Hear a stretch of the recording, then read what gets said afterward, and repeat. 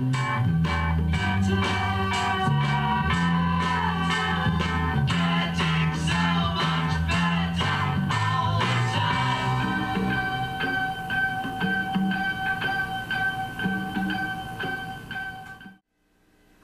I'm Caldwell-Gervais. In this video I'm going to be going deep into the 3 DLCs for Dragon Age Inquisition: Jaws of Hakkon, The Descent, and Trespasser. It's going to be huge spoiler territory. There are other reviews that are just reviews. This is sort of going deep into the plot points and seeing what they might mean for Dragon Age 4 more than anything else. Heavy spoilers. But if you want to get deep into what's going on with the DLC, then that's what this video is for. Let's get to it. A lot of people, myself included, weren't really too impressed with the way Inquisition ended. It felt like a halfway effort. It posed more questions than it answered, and Corypheus seemed like an unusually two-dimensional, low-effort villain for BioWare. Couple this with the MMO-influenced quest design, and we got a real problem with resolving plot threads in a way that feels as final and meaningful as in previous games. In the year since Inquisition came out, there's been 3 major $15-a-pop DLC expansions. Jaws of Hakkon, the first, represents a straightforward continuation of Inquisition's level design priorities, a big outdoor area with many side quests and collectibles. The second, The Descent, is a Deep Roads dungeon crawl like the series hasn't actually seen since Origins and the Awakening expansion. The third and most impressive of the DLCs is Trespasser, the game's missing final act that not only brings Inquisition to the conclusion it was setting up from the get-go, but explains long-running mysteries about the setting's deep history and supernatural cosmology. Together, they add 25 hours to the game. But coming back to Inquisition post-climax is a little weird. All the conversations are tapped out and half-remembered. So, I began at the beginning and put in a second 80-hour playthrough to the game. It was worth it. The new content for Inquisition reshapes Inquisition's presentation as dramatically as DLC changed Mass Effect 3's total experience, with equally positive outcomes. I enjoyed my second playthrough with Inquisition much more than my first. I learned more, I had more fun, and, critically, I knew what to ignore. Jaws of Hakkon is a great place to start in talking about the DLC because it doesn't do anything differently from the formula of the main campaign's quest regions, but it does those things more sharply and cleanly than any previous region. It's a genuine side story, unmoored from the concerns of defeating Corypheus, but one that gives depth to your Inquisitor's overall journey. You must follow in the footsteps of Ameridan, the first Inquisitor, who disappeared in the verdant Frostback Basin region some 800 years previous. History has forgotten Ameridan as a person. He's only really known for his significance in starting the Inquisition. As you progress through the DLC's main quest, you see that his journey parallels your own to some extent. He traveled with a diverse party of likable irregulars like you do. According to popular history, Ameridan disappeared hunting dragons for sport, selfishly abandoning his duty for vain glory. The truth, of course, is more complicated. But ultimately the idea behind Jaws of Hakkon is to reflect on how your Inquisitor is likely to be remembered in the far future. Will the truth of how you arrived at your decisions, the depth of your friendships and rivalries, survive the passage of time? It's a question that's equally applicable to Inquisition as a piece of software, unfortunately. I didn't expect to enjoy a second playthrough of Inquisition because Inquisition has so much content that is frivolous and time-consuming. When I went through the game the first time, it took me 100 hours to finish most of the things in most of the regions. Shard collections, landmark collections, the works. It felt like a colossal waste of time, and I had no desire to do it again. This time, I only did quests, stories, and collectibles that interested me, and I cut the time almost in half. The main campaign took me only 55 hours this time, the new content about 25. I did not miss anything significant, and I mean that sincerely. Every plot element I wanted to pursue, I pursued. I skipped the equivalent of nearly 2 seasons of a television show worth of content that has no meaningful connection to the plot, and no reward besides tiny stat boosts and experience points. In Origins, most of the side quests were thematically tied to either the plot or the setting, and the game stuck with you more as a result.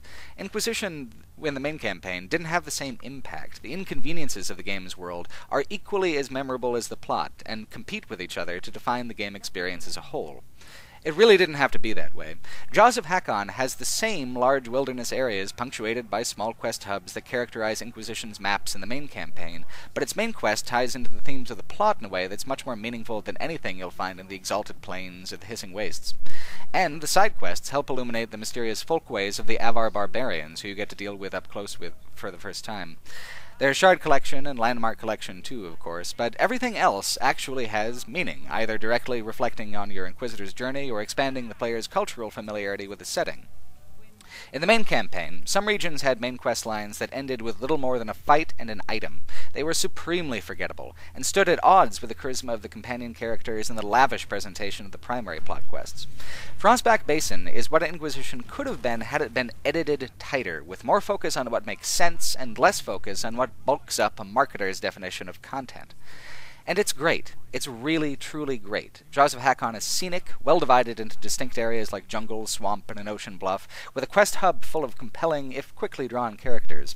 The only character who gets the close-up treatment is Ameridan himself. Ameridan hadn't actually been hunting dragons for sport, he was hunting them on behalf of Orlais, and this particular dragon has the soul of an Avar god of destruction inside of it. The Avar themselves want the soul to be released, so they're happy that you're off to kill the dragon. But the old soul made it a stronger opponent than Ameridan had initially counted on. The best he could do was stop time. Pretty good trick altogether. Ameridan was a powerful elven mage. So was my Inquisitor this time around, and that is an unexpectedly good choice. Inquisition, with all the DLC included, is more about the elves than the main campaign really let on, with its lack of alienages and only cursory involvement with the Dalish clans. Your conversation with Ameridan is brief but illuminating. Mages were once much more welcome within the Chantry, even within the Seekers. His main curiosity is the fate of one of his companions, but his commitment ultimately was to his duty, holding back the dragon god until time itself runs out. For Ameridan, being the Inquisitor was a duty that consumed and defined him, like being a Grey Warden in Origins, like being the champion of Kirkwall in Dragon Age 2, and, as you'll learn later in Trespasser, like being Fen'Harel to Solas. Inquisition's strongest running theme is how the organization and the legend both elevate and conceal the individual.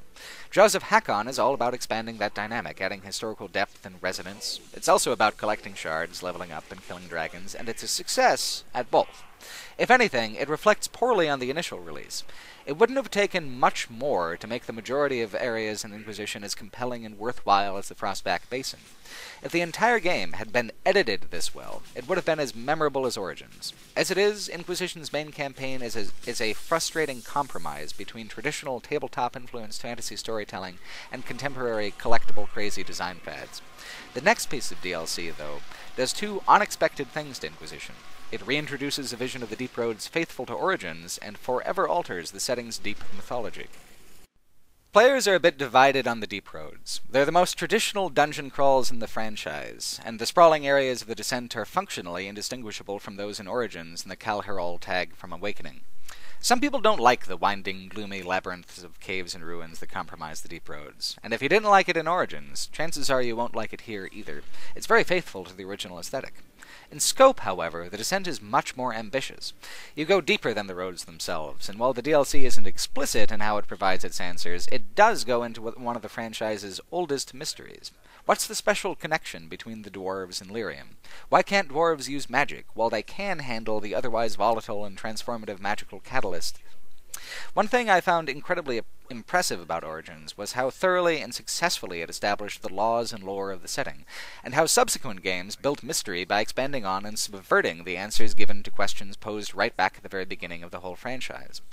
In many ways, The Descent is the most traditional RPG adventure that BioWare's put out in a long while. While it doesn't have the dungeon complexity of Golems of Amgarak, which was designed for folks who wanted a Baldur's Gate-era dungeon crawl, it is much more complex and winding than the Taigen in Awakening. It's a legitimately comfortable compromise between old-school RPG level design and new-school RPG presentation. While straightforward in terms of goals, go deeper and deeper until you find the source of mysterious world-rending earthquakes, you experience the Deep Roads in a variety of ways. In Origins, you are just an adventuring party. In Inquisition, you're an organization on top of it, and there's a special operations table just for unlocking hidden areas of the Taig and beyond. You don't just carve a path of destruction through the Darkspawn and the mysterious Shah Bratal, you repair, replace, and excavate entire sections of the lost underground world. The empty, broken spaces fill up with purposeful scaffolding of the Inquisition's making. It's a genuinely novel element in fantasy RPG gaming. Not only getting to explore and loot, but reshape and leave your own mark on the environment, not to mention the thrilling hook of beating a difficult path to rooms not set foot in for millennia. It's worth noting that while Jaws of Hakkon and the Descent are intended for higher-level characters, you can begin them any time after reaching Skyhold. It's especially useful for the inclusion of a crafting material merchant in the main Legion of the Dead camp, Elfroot by the bushel, letting you upgrade potions without grinding out nonsense collectibles. You'll need the extra nudge. I didn't feel like the main campaigns of either Inquisition or Dragon Age 2 adequately portrayed the Darkspawn as the inexhaustible evil that Origins did. The Descent changes that. It has some of the most intense, sustained combat encounters in the totality of Inquisition. The Darkspawn feel like they've been making themselves at home for a long, long time. And as much pleasure as there is in fighting them, there's more pleasure in learning where they might ultimately be coming from. The Descent isn't explicitly about the source of the Darkspawn.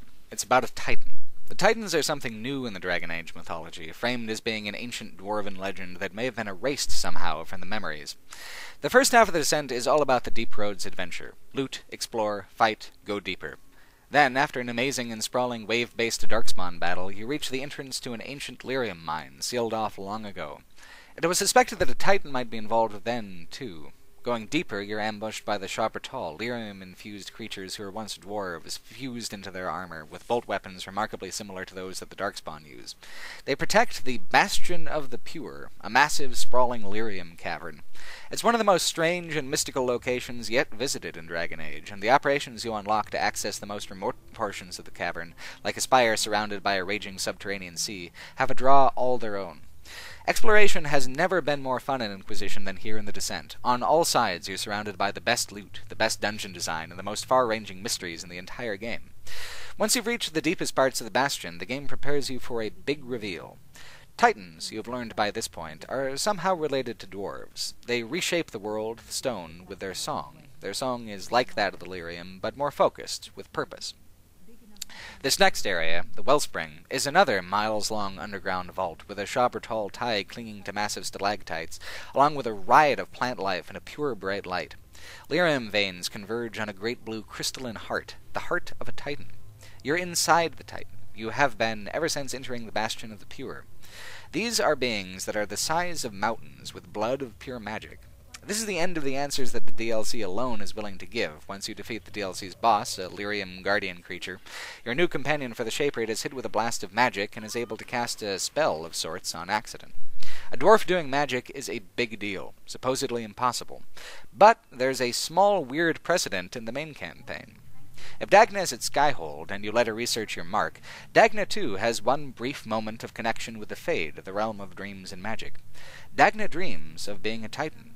With no other information, it was cryptic conversation in the main game, but with the Descent, it's clear that Dagna is explicitly experiencing a vision of herself as a Titan. Solus once described the dwarves as the severed arm of a great warrior lying in a pool of blood. Initially, this seemed to refer to the fall of the Tigers. Many in the Dragon Age fan community now feel that it refers to the Titans. Dwarves seem to be some kind of pale shadow of the Titans, a part shaved off from a godlike whole. Solus knows about the Titans, although he won't reveal anything personally. Trespasser, the next DLC, has more to tell of them, including a secret room with a fresco depicting their destruction at the hands of the elves. The elves, at the height of their empire, killed almost all the Titans to mine them for their lyrium. This is part of why Solus, as Fen'Harel, banished the old gods in the elven pantheon. The empire was unstable, hungry for more lyrium, more magic, with no concept of restraint, decadent and supreme. But how do the Darkspawn play into it? Another slightly obscure conversation from the main campaign shows us the answer, and interestingly makes the events of Dragon Age 2 much more important than just Templars and mages. In the main game, Varric's subplots are all about red lyrium. Eventually, you can help Varric and Bianca, the real Bianca who designed the crossbow, with cutting off Corypheus' access to the source of the substance. Back in Dragon Age 2, Varric and the Champion of Kirkwall discover red lyrium hidden in a primeval thaig, sealed away from the other dwarves for thousands and thousands of years. Its location was supposed to be a secret. Bianca gave that location away to Corypheus, who had taken the body of the Grey Warden you helped in the Legacy DLC for Dragon Age 2. Corypheus didn't start out with a big random stockpile of red lyrium. It came from one source, deep under the earth. Bianca also reveals something unbelievably important for the entire franchise. Red lyrium is lyrium that has the blight. Lyrium is alive, and not just a mineral. The Descent shows us that it isn't just alive, it's the blood of dwarven gods, or maybe gods who are dwarves. That part of the mythology isn't yet clear. Which means that somewhere, deep under the earth, is a Titan with the blight.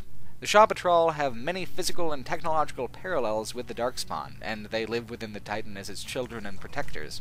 Why else would the Darkspawn spring from underground, their assaults on the Deep Roads unending for age after age? Archdemons don't make the Darkspawn, after all. It's only when the old god dragons are found and made Darkspawn themselves that a blight occurs. Furthermore, within the Bastion of the Pure, you find pieces of a journal that seems to detail the first dwarven encounter with the Darkspawn ever, long before the Tigers fell, before the dwarves even recognized the enemy they were dealing with in the Darkspawn. Why include this story in a DLC about the Titans unless it's relevant? Your Inquisitor says at the end of the Descent that they're leaving with more questions than answers, but if you look at all the foreshadowing that's being done, both in the main campaign and here in the DLC, the questions guide the player right along to a meaningful conclusion. The next DLC, Trespasser, is all about the ancient elves and their powers. It takes special care to spell out how the elves are the only ones who knew how to kill a Titan, which means that the weapons they used to kill the Shapers of Stone might be the only way to stop the Darkspawn for good. After the Inquisitor leaves the Wellspring, the rock seals up into an impenetrable barrier, the secrets of the Titans staying, for the most part, secret. That's alright. What players really wanted to know at the end of Inquisition is what the fuck was going on with Solus. Trespasser didn't feel like the climax to just my Inquisitor's journey. In many ways, it felt like a continuation and climax for plot threads left dangling since the very opening moments of Dragon Age Origins. In Origins, if you play a Dalish elf, you begin by finding an elven ruin with a powerful artifact at the center, an alluvion. Behind it are dark whispers and smoke. It takes your lifelong friend, who you see later as a Darkspawn, and leaves you tainted. The alluvion is why you have to join the Grey Wardens in the first place. Witch Hunt, the last DLC for Origins, is similar in many ways to Trespasser, and also ends with an alluvion. It is the very last thing in that game, and when Morrigan steps through the alluvion, she disappears into mysteries that weren't expanded on until the main campaign of Inquisition. In Dragon Age 2, Meryl spends all the game trying to restore an alluvion at the cost of her own people. Her success is limited, she fixes the mirror, but can't reach out through the greater network. The alluvions have been one of the most consistently present artifacts in the entire franchise, and now, in Trespasser, they're all coming back on. Someone is reactivating the alluvion network, and it couldn't come at a worse time for your Inquisitor.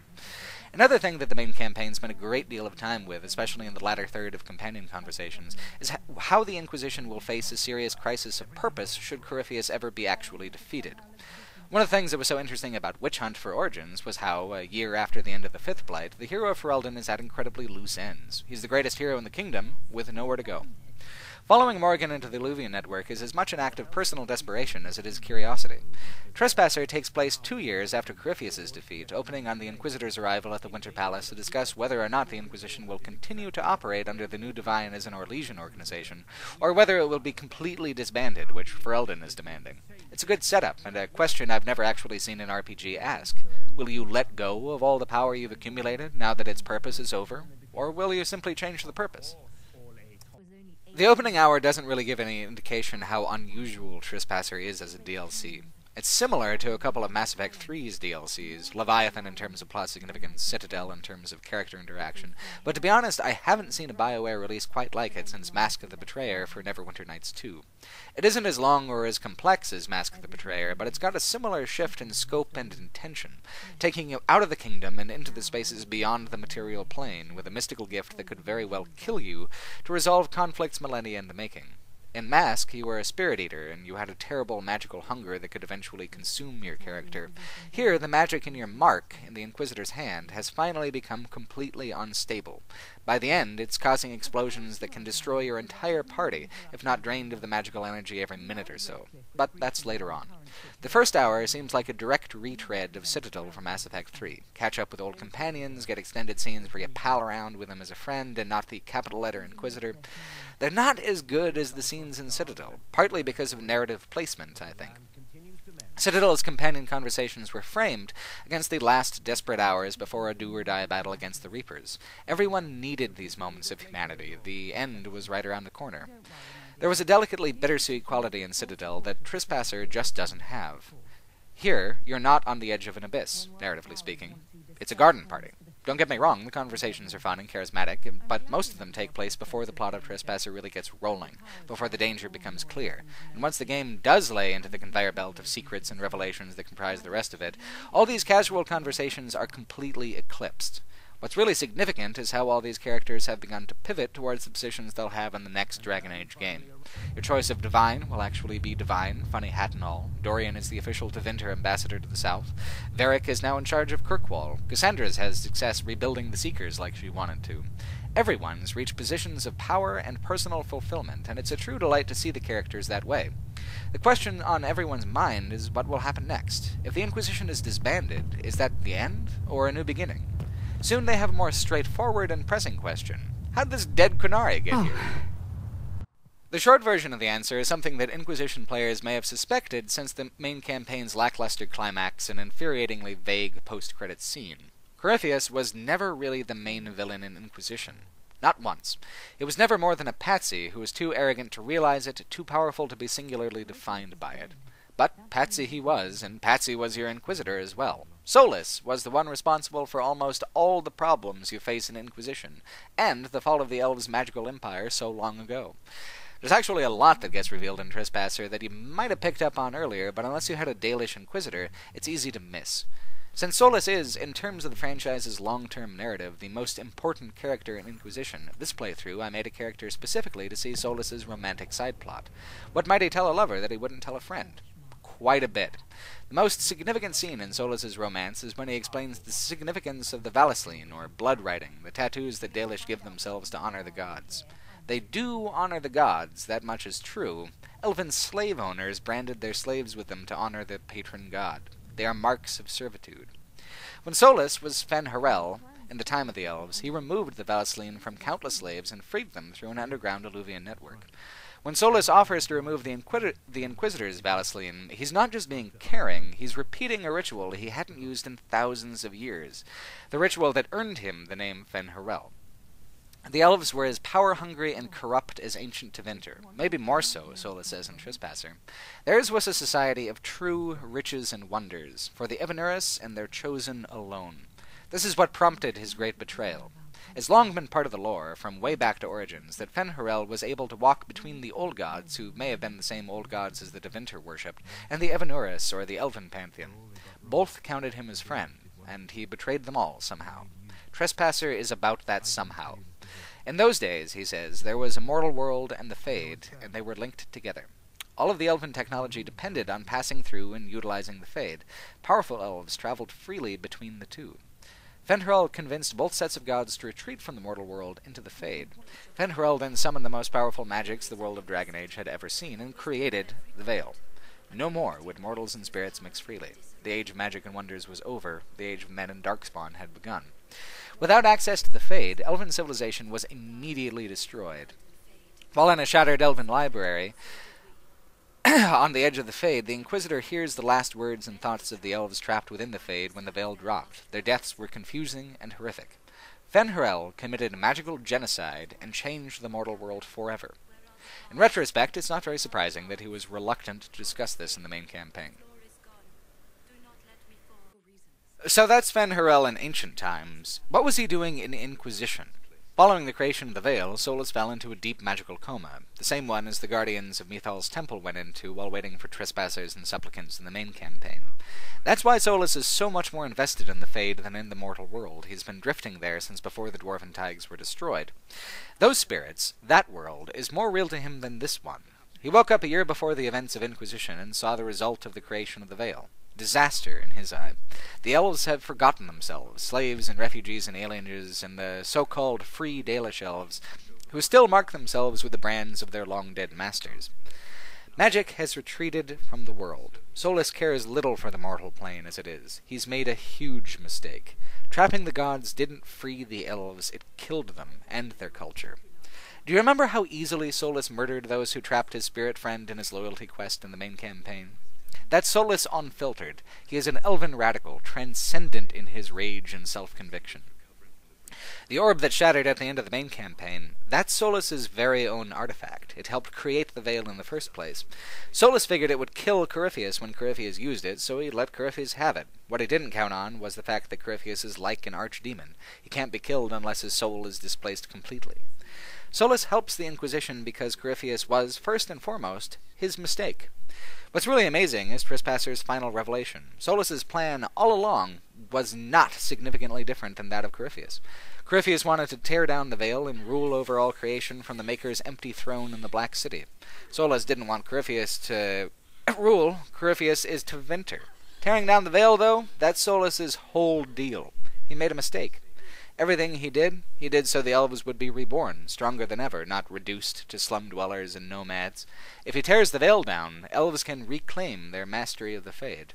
The material world will be destroyed, of course, flooded with spirits and demons. Most everyone will die. Solas doesn't care. He cares more for the spirit world, more for lost legacy of the elves. Solas wanted to be part of Inquisition in no small part simply to get his goddamn orb back and get his plan back on track. When it shattered, he left. There must be some other way to tear down the veil.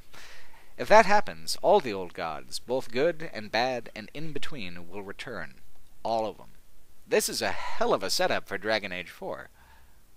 It seems a little contradictory to say that an expansion that spends so much effort on setting up the next game is a satisfactory conclusion to Inquisition. It is, though, because of all the answers provided, because of how all the new DLC tie Inquisition into the deep mythology of the setting in ways it never has before, because it contextualizes the game as part of the larger franchise, because it gets back to what makes Dragon Age unique to fantasy storytelling, the cumulative emotional investment.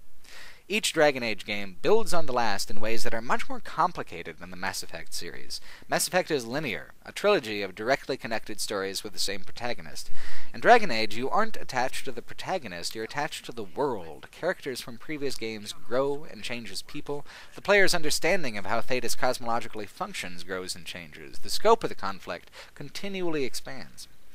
Player investment is cumulative. The more you play, the more invested you are, the more dynamic and significant the impact of the game and its plot turns are. If you never played Legacy for Dragon Age 2, Corypheus doesn't make a whole lot of sense in Inquisition.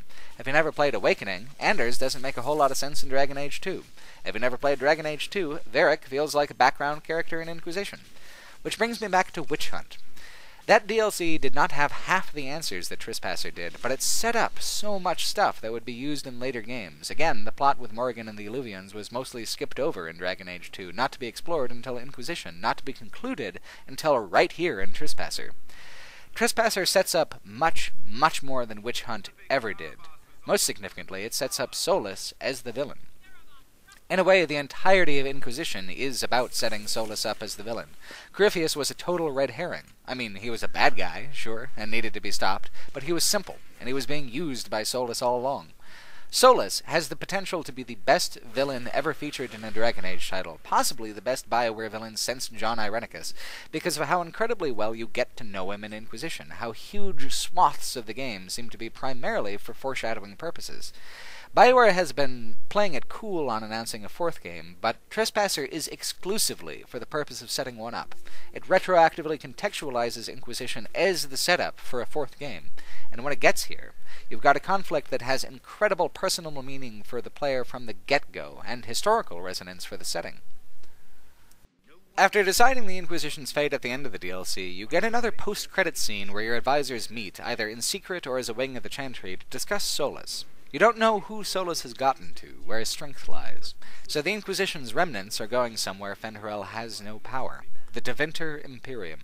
A dagger is stabbed into the map, and speculation begins. So next game will be Elves against the Imperium, as it was long ago. Fen'Harel is not a mustache-twirling black hat like Corypheus. You understand where he's coming from, you see how personal it is to him, and you see how badly he needs to be stopped, saved from himself and his regret before the whole world suffers for it. That's a hook. That is square one for the next game. I haven't felt this excited for the franchise since Dragon Age Origins. Dragon Age 2 was formatted terribly, and is a chore to play as a game. Dragon Age Inquisition suffered from MMO-influenced design and the lack of meaningful connection to the game world that comes as baggage with all that fetch questing.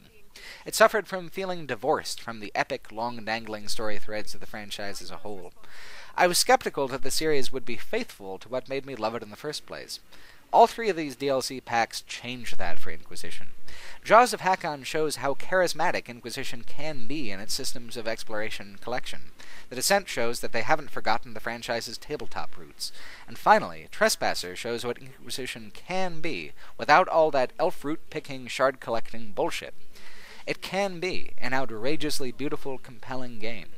Every time BioWare experiments with structural format, which they have done with every Dragon Age title, a player can't help but wonder if this is still the same old Dragon Age they've loved for half a decade, the same old BioWare they remember from the Infinity Engine days. The complete game experience, with the new content, answers that with a resounding yes. The only frustrating part is that players had to wait a year and pay $45 extra to find that out. Thanks for watching. I want to take a moment to thank by name the people who are currently donating $10 a month or more to me on Patreon. All of these videos are funded through the crowdfunding website, and it's through the generosity of everyone on this list and many others that I'm able to do these videos at all. People like Cameron Jackson, Cassie, Comfy Hat, Ron Gervais, Christian Zachariason, Pat Hay, Soeb Sheik, Balder Carlson, Dennis Clark, Maxwell Reed, Nick Cole Hamilton, Andrew Folt, Kevin DeBolt, Jake Brown, Ken Young, Dalton Seiler, Igor Babiuk, Niles D. McDonald, Seth Downing, Justin Hughes, Kumaran Vijay, Nobody, Jared Meyer, Philip Martheron, Dylan Sibley, David Fry, David Reed, Josh, Boris Nielsen, Michael Atwell, Eugene Watson, Cameron, Alexander Leiston, David Gilbreth, Trolls Katzberg Sigvert, I Cannot Fly, Wesley M., Aaron Albeck, B. Tree, Alexander Heavens, Noah Dogars, Martin Karsten, Galak, Brett Gialmo, Martin Scanning, Finn Spencer, Andreas Larson, Lars Ingvar Anderson, Colin, Brad Carr, Ivan Martin, Josh Farkas, Chris Larkey, Aiden AK-47, Dan Reeder, Dewey, Annax of Rhodes, Niels Bachfrommer, Spyro Sedaris, Rob Clark, Matthew Lagden, Harley McAvoy, Jump Kick Punch, Carl Gleason, Tim Marsh, Joshua Vivi, Tizer Vicarian, Irvin, Brad Smith, Connor Biblo, Ryan Gunst, Preston Allen, Sigmund Copperwood, Stephen Lark, Amar Aguilar, Jeffrey Knudsen, Pontus Pfaffenstiel, D, Kimmo Heikkinen, Joe Wolf, Sangustin, Oliver Handliken, White Zero, Stephen Rubio, Yuri Petnas, Sill, Jonathan Fleikener, and many others who are currently donating below the $10 level. Really appreciate it. Thanks for watching.